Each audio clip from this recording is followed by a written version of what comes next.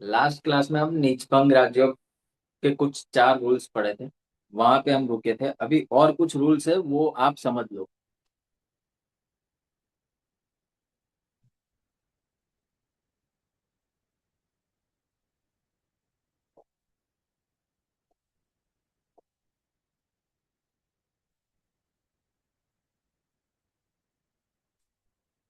नीचभंग राज्यों के लिए जो प्लेनेट, ठीक है, जिस राशि में नीच होता है, ठीक है, उसका राशि लॉर्ड,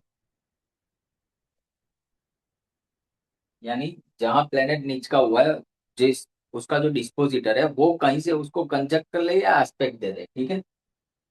राशि लॉर्ड कंजंक्शन, ठीक है, तो भी नीचता का भंग हो जाता है। जैसे जुपिटर 10 नंबर की राशि में है।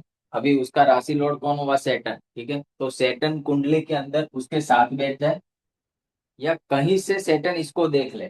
कैसे देखेगा? सैटर्न यहाँ पे बैठेगा तो थर्ड एस्पेक्ट से देखेगा जुपिटर को, यहाँ पे बैठेगा तो सेवेंथ एस्पेक्ट से देखेगा, ठीक है। और यहाँ बैठेगा तो उसका 10th एस्पेक्ट जुपिटर पे जाएगा।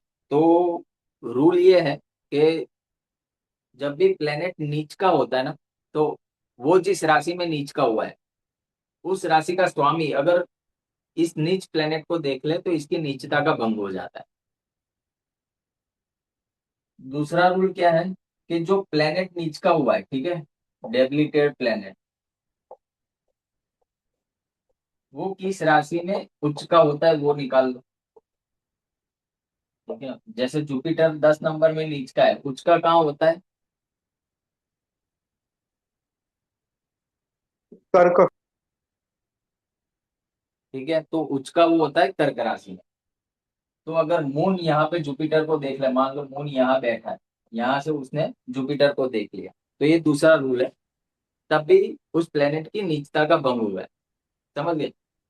2 रूल। देखो, कंफ्यूज नहीं होना है, थोड़े कॉम्प्लिकेटेड है, समझ सकता हूँ, बट आप लोगों ने इतना ज्योतिष किया है कि अब आपको पता आ जाना चाहिए। सिंपल है, ये 2 रूल याद रखो कि जिस राशि में प्लेनेट नीच का हुआ है, उसका मालिक अगर उसको देख ले नीच प्लेनेट को, तो उसकी नीचता का भंग हो जाता है।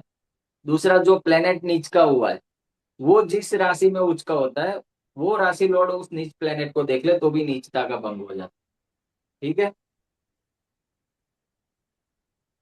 अब तीसरा रूल क्या है कि जब दो डेबिलिटेड प्लेनेट एक दूसरे को देख ले,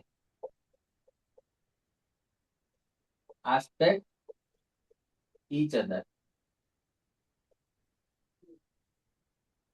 जैसे जुपिटर यहाँ नीच का है, तो 4 नंबर में मार्स नीच का होगा।